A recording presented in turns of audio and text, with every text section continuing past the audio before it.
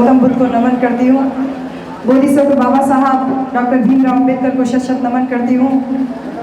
बहुजन नायक बल्कि कहे महानायक माननीय श्री कांशी राम को शत नमन करती हूँ और हमारे बहुजन समाज में जन्मे सभी संतों गुरुओं महापुरुषों को नमन करती हूँ। और यहाँ जो लिस्ट रखी है मैं उतना लंबा उद्बोधन नहीं करूँगी, लेकिन हाँ, MP, MLA, MLC ये वैसी ही डिग्रियां हैं जैसे हम BA, MA, PhD करते हैं। मैं आप लोगों के सम्मान में ये ज़रूर कहूँगी कि बहुजन समाज पार्टी बनने से पहले जो भी सामाजिक संगठन कार्य कर रहे थे माननीय श्री कांशी राम साहब के साथ में, उस ये जो बड़ी इमारत BSP के रूप में आज हमको नज़र आ रही है, उस BSP के जो सबसे मजबूत आधार स्तंभ के रूप में हमारे यहाँ पर बैठे हुए माननीय हरीशचंद्र गौतम जी, और जो इस कार्यक्रम में यहाँ उपस्थित नहीं हैं, लालगंज लोकसभा के 3 बार सांसद रहे डॉक्टर बलिराम जी, और आपका नाम डॉक्टर गौरी शंकर आचार्य जी, हाँ, और डॉक्टर विजय प्रताप जी, इस मजबूत इमारत का एक मजबूत स्तंभ खारवार जी हैं।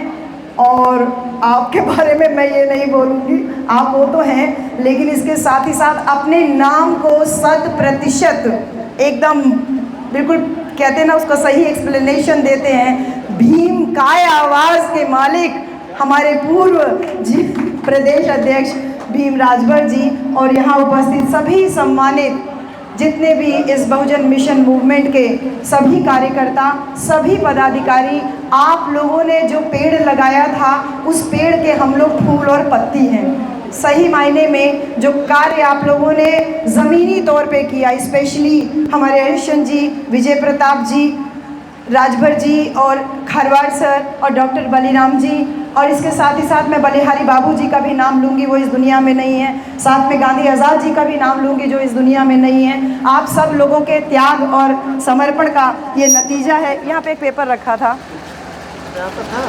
का है, जो जनसंख्या हम लोगों की एक बहुजन मिशन मूवमेंट से जुड़ने का दावा करती है, वो बहुजन मिशन मूवमेंट हर बार अपनी नेता के जो सम्मानित नेता हैं उनकी तरफ देखता है। तो मैं उनके सम्मान में सिर्फ इतना कहूँगी कि बहन जी आप महान हैं, बहन जी आप महान हैं, हम बहुजनों की शान हैं, और बाबा साहब का आप रूप हैं, आप में कांशी राम हैं।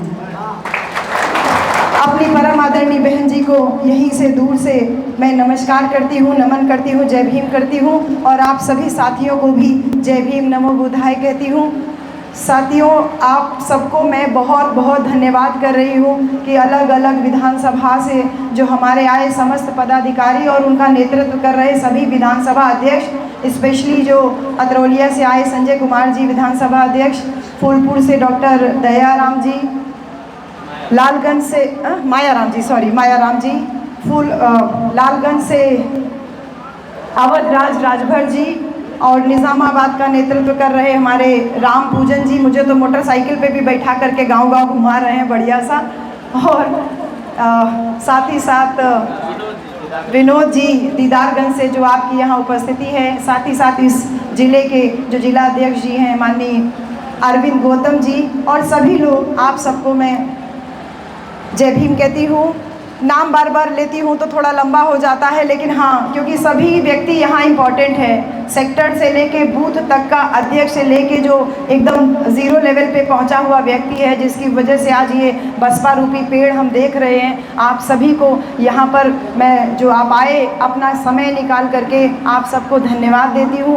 और इसके साथ ही साथ मैं अपनी छोटी बहन, जो उसको आप मान सकते हैं, मुझे अपनी बेटी मान करके, अपनी छोटी बहन मान करके, जो अपना आशीर्वाद आप सभी हमारे जो वरिष्ठ साथी हैं आप लोगों ने, और हमारे सामने सभी बैठे जो सम्मानित लोग हैं, आप लोगों ने जो आज प्यार और सम्मान दिया है, यही प्यार और सम्मान के लिए मैं आपको धन्यवाद तो कर ही रही हूँ। इसके साथ ही साथ ये आशा करती हूँ कि यही प्यार, स्नेह, सहयोग, सम्मान अगर पूरे देश में हम अपने पूरे बहुजन फ्रेटर्निटी, पूरे बहुजन समाज को इकट्ठा करके ये सम्मान और ये समाज के साथ में जो स्नेह है, अपनापन है, इसको जोड़ पाएँ, तो हमारी बहन जी को देश का प्रधानमंत्री बनने से कोई रोक नहीं सकता। इसके साथ ही साथ छोटी छोटी बात करूँगी, क्योंकि हमारे सभी इतनी बाप रे बाप भीम राजभर जी की आवाज़ तो मैं तो आज तक नाम ही सुन रही थी। आवाज़ तो मैं क्या बोलूँ, सिंहनाद आप बोल रहे थे, मैंने तो भीमनाद आज सुना है। तो ये भीमनाद जो है इतना भयंकर, और इसके साथ ही साथ मैं हरीशन सर को भी आज मैंने पहली बार सामने सामने बोलते हुए सुना। मैं तो यही देख रही हूँ कि ये आज आप लोग थोड़े वरिष्ठ ज़रूर हो गए हैं, लेकिन इमारत को देख करके लग रहा है कि नींव कितनी ज़बरदस्त रही, पक्की रही होगी। तो आप सभी लोगों का जो स्नेह और प्यार आशीर्वाद मिल रहा है, धन्यवाद करूँगी। थोड़ी सी बात ही केवल करूँगी कि साहब कांशीराम से एक बार एक पत्रकार ने पूछा कि आपका क्या मकसद है, जो आप बीएसपी बना रहे हो, बामसेफ, बीवीएफ, तमाम जो संगठन आप बना के घूम रहे हैं, आपका क्या मकसद है। तो साहब कांशीराम ने केवल मुस्कुराते हुए उस पत्रकार को यही कहा था कि हमारा क्या मकसद है, मेरा तो कोई मकसद नहीं है। मकसद पूछना है तो तुमको कुछ साल पहले जाना पड़ेगा, सैकड़ों साल पहले जाना पड़ेगा, क्योंकि मकसद तो हमारे फुले का, शाहू जी महाराज का और बाबा साहब का था। मैंने तो उस मकसद को केवल पूरा करने का संकल्प लिया है, और मैं उस संकल्प को पूरा करने के लिए अपनी जान की कुर्बानी भी लगा सकता हूँ। ये वही संकल्प है कि जब हम, अब तो उत्तर प्रदेश में मैं आपके बीच में यहाँ पर एक कार्यकर्ता के रूप में हूँ ऑफिशियल तरीके से, नहीं तो हम पूरे देश में जहाँ जहाँ भी जा रहे हैं, महाराष्ट्र में जाएं, केरल में जाएं, तमिलनाडु में जाएं, सब जगह जाते हैं तो लोग हमसे आखिरी में एक ही बात पूछते हैं, मैडम जी अब की बार यूपी में अपनी सरकार बनेगी क्या। तो हमको इतना मतलब खुशी भी होती है और कई कई जगह मन कचोटता भी है कि हम उत्तर प्रदेश में 4-4 बार मुख्यमंत्री बने, हम अपनी बात कर रहे हैं। क्योंकि खाली अकेले बहन जी लखनऊ में मुख्यमंत्री नहीं बनती, यहाँ गांव देहात में रहने वाली हर एक स्त्री, हर एक पुरुष अपने आप को मुख्यमंत्री के बराबर समझता है।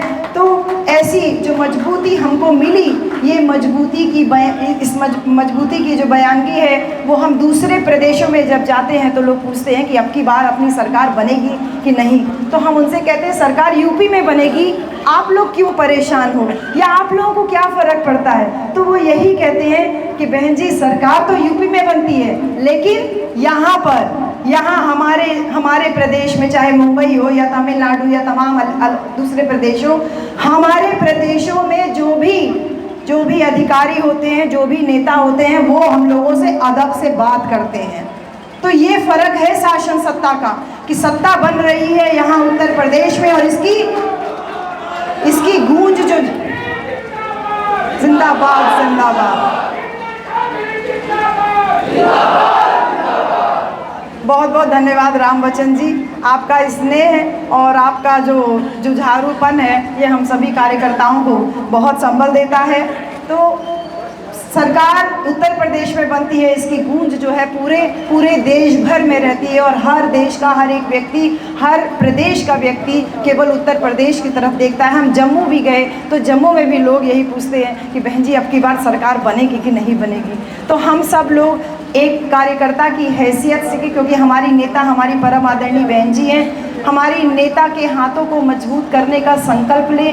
मान्यवर कांशीराम साहब ने जो संकल्प छोड़ा हमारे लिए, सारा काम वो करके गए, केवल हमें उस कार्य में अपना छोटा छोटा सहयोग देते रहना है। उसकी जड़ में अपना जो परिश्रम रूपी पानी है उसको थोड़ा थोड़ा डालते रहना है, क्योंकि अलग अलग जातियों में बटे हुए समाज को साहब कांशीराम ने जो बहुजन नाम दिया और बहुजनों को उनके वोट का एहसास कराया कि भारत देश में जो माननीय बाबा साहब ने संविधान के द्वारा 1 वोट 1 वैल्यू, यानी हर एक व्यक्ति के वोट की कीमत एक बराबर होगी, उस फॉर्मूला को आगे ले जाके साहब कांशीराम ने 1 नोट 1 वोट के साथ में जब लेकर के आए कि आपके वोट की कीमत आपको पता होनी चाहिए, और एहसास करा के जब उत्तर प्रदेश में आपको पहली बार मुख्यमंत्री बनाया था, तो उस समय साहब कांशीराम के समय में बहुत सारे मंत्री लोग थे, मैं नाम नहीं लूँगी उनका, लेकिन आप लोग सभी लोग उस समय वहाँ पे मौजूद थे।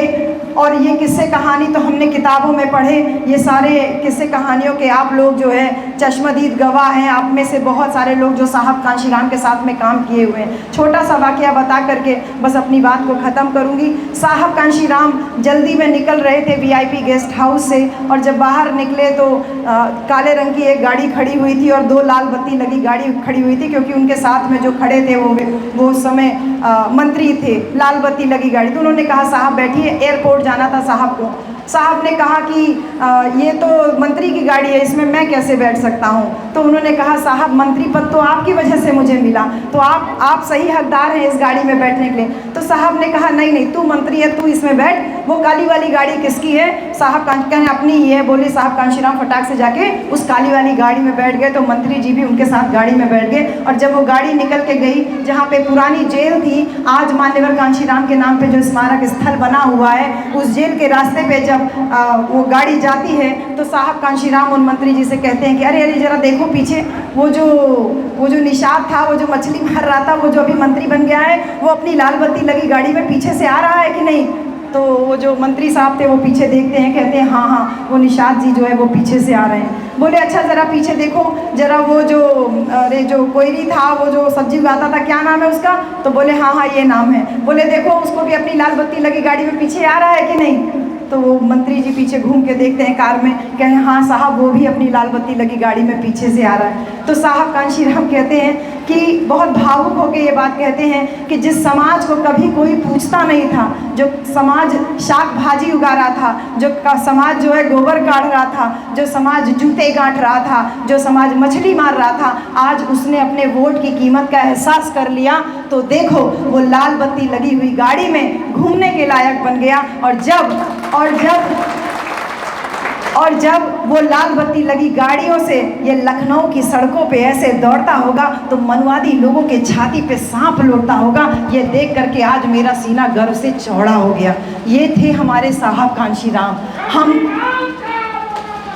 अमर रहे, अमर रहे।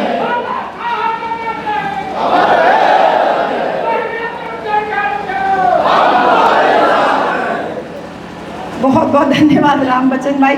आप लोग इमोशंस को कंट्रोल नहीं कर पा रहे, तो सोचिए हमारे लिए कितना मुश्किल है ये सब चीज़ें कंट्रोल कर पाना। हम सिर्फ यही बात कह रहे हैं कि साहब कांशीराम ने हमको यहाँ से उठा करके यहाँ तक पहुँचा दिया। और साहब ने यही कहा था, ये किसी एक फेमस पोएट की भी लाइन है कि better to reign in hell than to be slave in heaven, यानी स्वर्ग में बैठ करके गुलामी करने से अच्छा है नरक का बादशाह हो जाइए।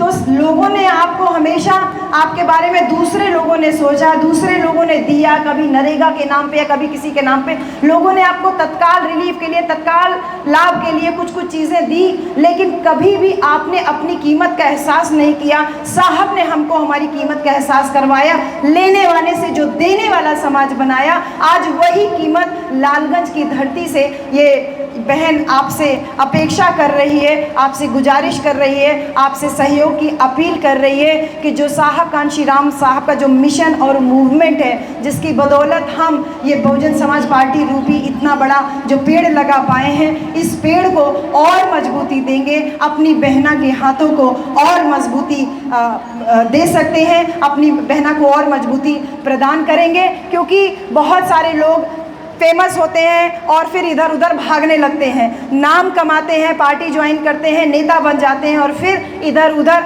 भागने लगते हैं। लेकिन मैं सभी ये जितने भी यहाँ महान विभूतियाँ बैठी हैं, आप सबका शुक्रिया अदा करूँगी कि आप लोग लगातार बहन जी के साथ में अपना प्यार, विश्वास, सहयोग जो बना के रखे हैं। हमारा तो पहली बार बहन जी से मुलाकात हुई, तो मैं यही बार बार कहूँगी कि मैं धन्यवाद करती हूँ आप सब लोगों का कि आप लोगों ने बहुत पुण्य कमाया कि जो आप आज तक अपनी बहना का साथ लगे हुए हैं, साथ दे रहे हैं। और हमारी बहन जी की यही ताकत है, ये विशाल बहुजन समाज जिसकी नींव पे आज ये इतना विशाल का जो संगठन है वो कार्य कर रहा है। हमने बहन जी से जब मुलाकात की तो हम तो सिर्फ मिलने के लिए गए थे, हकीकत बात बता रहे हैं। हमारे साथ में साहब थे, लेकिन हम लोग 4 लोग गए थे, मैं, मेरे हस्बैंड गए थे, हमारी बहन और हमारे बहनोई जी। हम चारों लोग सिर्फ बहन जी से मिलने के लिए गए थे। और बात ही बात में जब बहन जी ने ये बात कही कि हाँ आप लालगंज लोकसभा लड़ जाइए, तो मुझे ये नहीं समझ में आ रहा था कि मैं क्या कहूँ, क्योंकि मैंने कभी ज़िंदगी में अपने प्रधानी के चुनाव के लिए भी नहीं सोचा था। हकीकत बात यही है, मैं कोई बड़ी बड़बोलापन नहीं है कि हाँ ये किया वो किया। हकीकत बात यही है कि हम ग्राउंड लेवल से काम कर रहे थे और ग्राउंड लेवल पे रह करके ही हम हमेशा अपनी ज़िंदगी को चाह रहे थे कि ऐसे ही चलती रहे। लेकिन माननीय बहन जी का निर्देश प्राप्त हुआ कि आप लालगंज लोकसभा जाइए और जीत के आइए। ये बहन जी के शब्द थे कि लालगंज लोकसभा से आप जीत के आइए। ये बात हम लोग पहले भी विधानसभा वाइज मीटिंग्स में कर भी चुके हैं और आज भी कर रहे हैं कि जिस विश्वास के साथ बहन जी ने मुझे पहली मुलाकात में ये कहा कि आप जीत के आइए, तो उसमें मुझे दो बातें नज़र आई। एक तो वो बात कि हमने जिसको चुना, जिसके ऊपर भरोसा किया, वो धोखेबाज धोखा दे करके दगाबाजी करके हमारे बीच से चला गया। दूसरा, बहन जी का वो विश्वास अपनी जनता के ऊपर कि नेता भले ही गद्दारी करे लेकिन जनता कभी भी गद्दारी अपनी बहन जी के साथ में नहीं कर सकती। तो उसी विश्वास को लेकर के हम आपके बीच में आए हैं। मैं क्योंकि ज़मीन से हम सारे लोग उठ के आए हैं, लेकिन हमने कभी नहीं सोचा था कि हम इतनी विशाल पार्टी के इतने महान लोगों के सामने कभी हम एक राजनेता के रूप में या एक प्रत्याशी के रूप में यहाँ खड़े होकर के कुछ बोल पाएंगे। लेकिन हाँ, इतना ज़रूर कहूँगी कि जो बहन जी ने भरोसा और विश्वास के साथ में हमको भेजा, तो मेरा और बहन जी का भरोसा और विश्वास केवल और केवल लालगंज की ही नहीं बल्कि पूरे देश की जनता है। क्योंकि पूरे देश से मेरे पास फ़ोन आने लगा कि मैडम आपका टिकट हुआ है क्या, टिकट हुआ है क्या, टिकट हुआ है क्या। एक बारगी ये सुनने में मुझे खुद भी यकीन नहीं आ रहा था कि हमारे सामने हमारी साक्षात देवी बैठी हुई है। आधे से ज़्यादा टाइम तो मेरी आंखों से उनके लिए आंसू ही निकलते रहे, क्योंकि जिस संघर्ष के साथ में हमारी बहना यहाँ तक पहुँच के आई है। आज हम सारे लोग साधन संपन्न हैं, हम लोगों को गाड़ियों की व्यवस्था करनी पड़ती है, मोटरसाइकिलों की व्यवस्था करनी पड़ती है, लेकिन हमारी सम्मानित बहन जी ने अपना जीवन संघर्ष जब हमारे सामने बताया तो हमको ये जान करके मतलब इतनी टीस हो रही थी कि हम लोग क्यों नहीं उस समय अपनी बहना का मोल समझ पाए। हमारी बहन जी ने कहा कि आज इतनी ऊंची इमारत में मैं रहते हुए दिखाई देती हूँ, लेकिन जो पहला चुनाव बहन जी ने बिजनौर से लड़ा था, बहन जी ने कहा मैं वो चुनाव 2000 वोट से हारी और कहा कि हमारे पास केवल 2 गाड़ी थी, एक मान्यवर कांशीराम साहब के पास में और दूसरी मेरे पास में।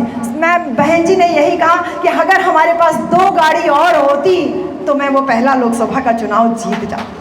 मेरे पास शब्द नहीं है बहन बात को बखान करने का, उस लाचारी को आप लोगों के सामने रख, जिस तरीके से बहन जी ने अपने संघर्ष को हमारे सामने रखा। हम तो प्रत्यक्ष रूप से उनसे वो सुन के आए, इसलिए आप लोगों से कह रहे हैं कि मेरे सभी बूथ के कार्यकर्ता, सभी सेक्टर के कार्यकर्ता और सभी विधानसभा लेवल के कार्यकर्ता, बहन जी उस समय सक्षम नहीं थी, उनके मन में ये टीस आज तक है कि 2 गाड़ी और होती तो हम लोकसभा निकाल लेते। और आज इस कार्यक्रम के लिए मुझे लगता है कि सैकड़ों की संख्या में बाहर गाड़ियां और जो है मोटर गाड़ियां दोनों वहां बाहर एकदम लाइन लगी हुई है। तो क्या हम इतनी सारी गाड़ियों के मालिक होकर के भी क्या हम लालगंज लोकसभा सीट नहीं निकाल सकते हैं? नहीं निकाल सकते हैं? निकाल सकते हैं, क्योंकि ये केवल लालगंज लोकसभा नहीं है, पूरे देश की नज़र है। मेरे लिए तो विदेश से भी लोगों का फ़ोन आ रहा है कि बहन जी हम टिकट करा रहे हैं, आजमगढ़ के रहने वाले, लालगंज में घर है और हम केवल वोट डालने के लिए यहाँ आ रहे हैं। तो सोचिए, विदेश में रहने वाला हमारा कार्यकर्ता इतना मजबूती के साथ में इस मिशन मूवमेंट में अपना सहयोग करने के लिए आप लोगों के बीच में आने के लिए तैयार है। तो मेरे सभी साथियों, कमर कस लीजिए, एकदम वही अपने आप को मान लीजिए कि हमने साहब कांशीराम को नहीं देखा, लेकिन हम हरिशंकर सर से मैं एक बार पहले भी मिल चुकी हूँ और अभी 2-3 दिन पहले भी मैं मुलाकात आपसे हुई, तो आपने शायद ध्यान दिया हो नहीं दिया हो, लेकिन मैं पूरे टाइम आपका चेहरा देखती रही थी। क्यों? क्योंकि मैंने साहब कांशीराम को कभी नहीं देखा, लेकिन हम आपकी आंखों में साहब कांशीराम को बार बार देख रहे थे। हमने साहब कांशीराम को कभी नहीं देखा। आज खारवाड़ सर के साथ में खरवार सर तो वैसे भी मेरे रिश्ते में ही आते हैं, तो अब मैं वो रिश्ता तो नहीं बखान करूँगी, लेकिन हाँ मुलाकात रिश्तेदारियों में बहुत दूर हो जाती है। आज जो है इस राजनीतिक मंच पे मुलाकात हो रही है, तो आपकी आंखों में हम साहब कांशी राम को देख रहे हैं। राम बच्चन जी जो हमारे लालगंज से आए हैं, आपकी आंखों में कांशी राम साहब को देख रही हैं, और हमारे परम सम्मानित और मैं ये मान के चल रही हूँ कि लालगंज में इस बहुजन समाज पार्टी की रीढ़ रहे हमारे नारायण मास्टर साहब, जो कि आज इतने वरिष्ठ 80 साल से ऊपर आपकी उम्र हो गई। आपकी आंखों में हम साहब कांशी राम को देख रहे हैं। साहब आपकी आंखों में हम साहब कांशी राम को देख रहे हैं। आप सब जितने वरिष्ठ लोग हैं, जो लोग साइकिल चले, झंडा जेब में रख करके चले, उस दौर में जब झंडा लगाने के लिए डर लगता था, उस दौर में साहब के साथ में चले, जो हमारे अतरौलिया विधानसभा से हमारे सभी अच्छे साथी लोग आए हैं, अलग अलग विधानसभा फूलपुर और सब जगह से जो लोग आए हैं, आप सबकी आंखों में जो साहब के साथ में मिशन मूवमेंट के लिए कुर्बानी, त्याग और बलिदान का जो जज्बा आप लोगों के बीच में हम देख पा रहे हैं, उसी जज्बे से इस लालगंज लोकसभा को बहन जी की झोली में उपहार के रूप में, तोहफे के रूप में, नज़ीर के रूप में आप पेश कीजिए। हमारी बहना का दिल एकदम माँ की तरह कोमल है, निर्मल है। हम जब उनसे मिलके जब बाहर जाने लगे तो हमने उनसे यही कहा, बहन जी दिल में एक इच्छा है कि आपका पाँव छूना चाहते हैं। तो बहन जी हंसने लगी, और जब हम बहन जी का पाँव ऐसे छूने के लिए बढ़े, तो जैसे विजय सर बैठे हुए हैं, हम ऐसे ही जब बहन जी का पाँव छूने के लिए झुके, तो बहन जी ने टेबल पे ऐसे हाथ लगा लिया, ऐसे कोने पे हाथ लगा लिया, कहने बच के कहीं आपका सर न लड़ जाए। तो हम चारों लोग जब बारी बारी से पाँव छुए, तो उन्होंने चारों लोगों के लिए ऐसा कोना लगा लिया, हाथ लगा लिया कि कहीं कोना हमारे सर पे ना लग जाए। इतनी बड़ी राजनीतिक पार्टी की मुखिया, इतने बड़े बहुजन समाज की जो मुखिया है, उसका दिल इतना ममता से भरा हुआ है कि वो इतनी छोटी सी बात का अपने कार्यकर्ता के लिए अगर परवाह कर रही है, तो निश्चित रूप से हमारी बहना ही सही मायने में हकदार है हम बहुजनों की, और अब सर्वजनों की नेता, क्योंकि वो केवल बहुजनों की नहीं बल्कि सर्वजन भी। आज गली चौराहे सट्टी पे अभय जी हैं कि चले गए, चाय समोसा खाया गया था उस दिन, तो हर गली चट्टी चौराहे पे कोई व्यक्ति बात कर रहा है तो कह रहा है कि शासनकाल अगर सही मायने में अच्छा था और मानने लायक था तो वो सुश्री मायावती जी के समय में था। तो सर्वजन भी लोहा मान रहा है हमारी बहन जी के नाम का। तो उनके लिए मैंने एक लाइन लिखी थी, अभी जब यहाँ बैठी थी तभी ये बात दिमाग में आई, क्योंकि लिटरेचर की स्टूडेंट हूँ, लिटरेचर की प्रोफेसर हूँ, तो थोड़ा थोड़ा साहित्य दिमाग में चलता रहता है कि सम्मान सुरक्षित है सबका बीएसपी की छाया में, और संविधान सुरक्षित है भारत का सिर्फ हाथों में बहन माया के। तो सर्वजन की हित की बात करने वाली हमारी सम्मानित बहन जी, उनके सम्मान में जो सर्वजन के लोग यहाँ उपस्थित हैं, आप सब लोग कमर कस लीजिए कि उन समस्त विरोधियों का, जिनकी नज़र आपके संविधान के ऊपर है, जिनकी नज़र आपके हक के ऊपर है, जिनके नज़र आपकी शिक्षा के ऊपर है, जिनकी नज़र आपके रोजगार के ऊपर है, जिनकी नज़र आपके परिवारों के घरों, आपके घरों में जो बन रहा खाना है, ये मुंह से निवाला तक छीनने वाले लोग हैं, लेकिन मुंह में निवाला देने वाली केवल आपकी बहना हम सब की परम आदरणीय बहना है। तो ऐसी बहन जी के हाथों को हम सब मजबूत बनाइए, क्योंकि ये लड़ाई सिर्फ लालगंज की नहीं है, ये लालगंज से लाल किला तक की लड़ाई है। तो लालगंज से लाल किला की लड़ाई का आगाज आज एक औपचारिक रूप से किया गया है। तो ये ध्यान हम लोगों को रखना है कि कभी भी कोई भी गलती आपकी इस बहन से हो जाए तो मुझे माफ़ कीजिएगा, क्योंकि हमारी बहन जी ने जब हम निकलते जब बाहर निकलने को हुए, तो बहन जी ने हमसे जो एक अंतिम बात कही, हम उस बात के लिए अपनी जान भी दे दें तो शायद कम होगा। हमारी बहन जी ने हमसे यही कहा कि आपने थोड़ा देर कर दिया हमसे मिलने में, आपको हमसे थोड़ा पहले मिलना चाहिए था। हमारा ये लग रहा था कि खून जो है एकदम जम गया है, और हमको यही लग रहा था कि बहन जी हम आपके लिए क्या कर सकते हैं, हम अपने कार्यकर्ताओं के माध्यम से आपको और क्या दे सकते हैं। जैसे हम स्वयं एक कार्यकर्ता हैं, हम क्या आपको दे सकते हैं, हमारे मुंह से शब्द नहीं मिले। हमने यही कहा, बहन जी आपकी इस दर पे आज खड़े हैं और ऐसे ही मरते दम तक यही खड़े रह जाएंगे, क्योंकि क्योंकि सर जिस पे ना झुक जाए उसे सर नहीं कहते, और हर दर पे जो झुक जाए उसे सर नहीं कहते। दर बदर हो करके अपने सर को झुकाने वालों को जवाब लालगंज की जनता 25 तारीख को हाथी के सामने वाला बटन दबा करके देगी, और लालगंज से लाल किला की जो रफ्तार है, जो किलोमीटर की जो रफ्तार है, जो डिस्टेंस है, जो दूरी है, उसको तय करेगी। इन्हीं सारी बातों के साथ में एक बात और हाँ छूट गई कि हम लगातार 10 वर्षों 12 वर्षों से आपके बीच में काम कर रहे थे। पूर्वांचल के तमाम जिलों में, सिर्फ यही आजमगढ़ ही नहीं, पूर्वांचल के तमाम जिलों में काम कर रहे थे। और आपको एक बात और बता दूं कि लालगंज के पौनी कला गांव से 2012 में हमने अपने सामाजिक जीवन की शुरुआत की थी। पौनी कला गांव में हमने 2012 में पहला जो गांव का मीटिंग किया था, और वहां से आज लालगंज की धरती से अपना राजनीतिक जो सफ़रनामा है वो भी शुरू कर रही हूँ। तो काम करते करते कई बार ऐसा होता था, कार्यक्रम की परमिशन लेने में हमको संगठन की ज़रूरत पड़ती थी, क्योंकि कई बार ऐसा भी हम लोगों के साथ में भी हुआ, खरवाड़ सर उसके गवाह भी हैं, कि लोगों ने परमिशन अपने संगठन पे ले लिया और ऐन मौके में किसी के भी प्रभाव में आकर के उस परमिशन को वापस ले लिया, कार्यक्रम को कैंसिल तक कराने की नौबत आ गई। तो ऐसी सूरत में हमने बहुजन शक्ति नाम से एक गैर राजनीतिक, क्योंकि मैं सरकारी नौकरी में हूँ, तो गैर राजनीतिक एक सामाजिक संगठन बहुजन शक्ति के नाम से हमने रजिस्टर कराया। उसका उद्देश्य सिर्फ यही था कि जो भी कार्यक्रम हम लोग गांव-गांव में कर रहे हैं उसको हम परमिशन के रूप में इस्तेमाल कर सकें। तो आज इस औपचारिक घोषणा का जो कार्यक्रम रखा गया है, यहाँ जिला स्तरीय जो कार्यकर्ताओं की जो बैठक रखी गई है, सम्मेलन रखा गया है, इस सम्मेलन में मैं आज बहुजन शक्ति जो कि सामाजिक संगठन है, इसका पूरी तरीके से आप चाहे विलय कह लीजिए या अंग कह लीजिए, पूरी तरीके से अब ये बहुजन समाज पार्टी की छाया बन करके कार्य करेगा। यही मेरा आप सबसे कहना है। और एक बात और, राजनीति में हम पैसा कमाने नहीं आए हैं।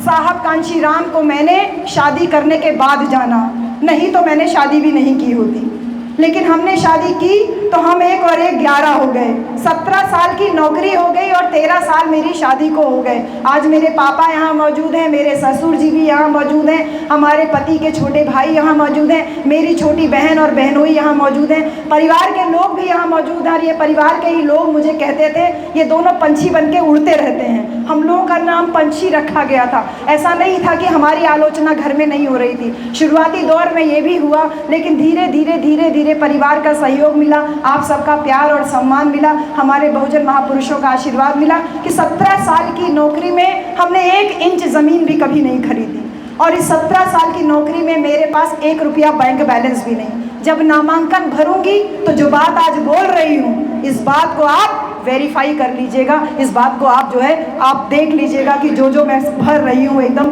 100% सही है। 13 साल विवाह को होने के बावजूद हमने अपने पूरी ज़िंदगी हमारी बहन जी के नाम पे कुर्बान कर दिया।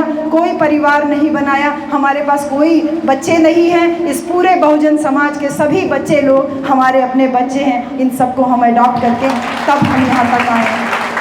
हमने भीम राजभर सर के बारे में जो सुना था, हम ये मान के चलिए कि आपके पद चिन्हों को पे हम आगे बढ़ रहे हैं। हम आज आप लोगों से पहली बार रूबरू हुए, सामने आप लोगों के आए, लेकिन ये जो भी है, हम जहाँ तक पहुँचे हैं ये हमारे महापुरुषों के त्याग और बलिदान की वजह से है। और जिसमें सही मायने में जो ज़मीनी लोग हैं, आप लोग हैं, वो सही मायने में असली वो जड़ हैं, जिसके ऊपर आज हमारे जैसे लोग सामने प्रत्याशी बन करके, एक चेहरा बन करके आए हुए हैं। तो मैं अपने और अपने पूरे परिवार की तरफ से, हमारे साथ यहाँ महाराजगंज, जबकि वो सदर लोकसभा में आता है, लेकिन महाराजगंज से तमाम साथी, प्रधान जी, सेक्रेटरी साहब और रमेश भैया, तमाम लोग, महाराजगंज जो हमारा ब्लॉक है वहाँ से लोग आए हैं।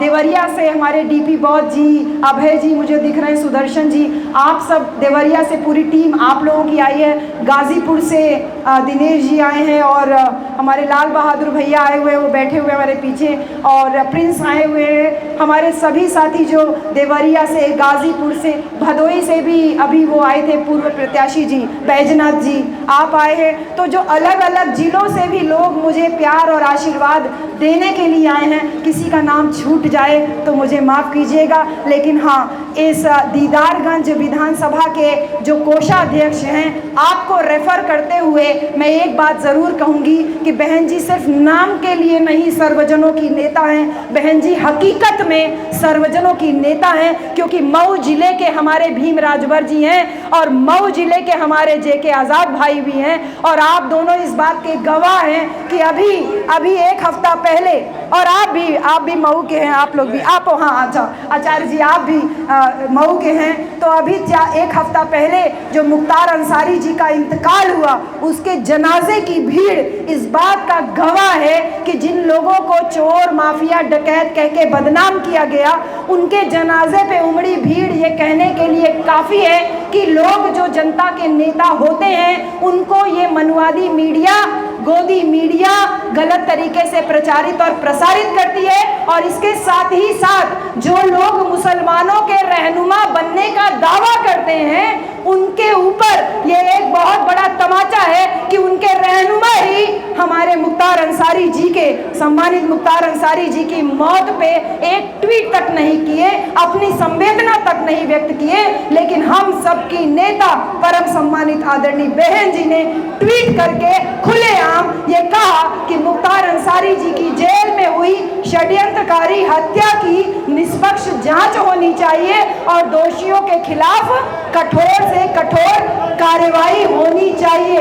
ये कहना काफ़ी है और समस्त मुस्लिम समाज से कि ये अपील मैं भी कर रही हूँ कि आपके रहनुमा वो नहीं है जो दिखावा करते हैं, आपके रहनुमा हकीकत में परम आदरणीय सम्मानित बहना है। बहन जी के हाथों को मजबूत कीजिए, दलित और मुसलमान एक हो जाए। इसके साथ में बाकी सर्वजन अपना छोटा छोटा सहयोग दे दे तो लालगंज क्या, लाल किले पे अपना नीला परचम फैलाने के हम लायक हो जाएंगे।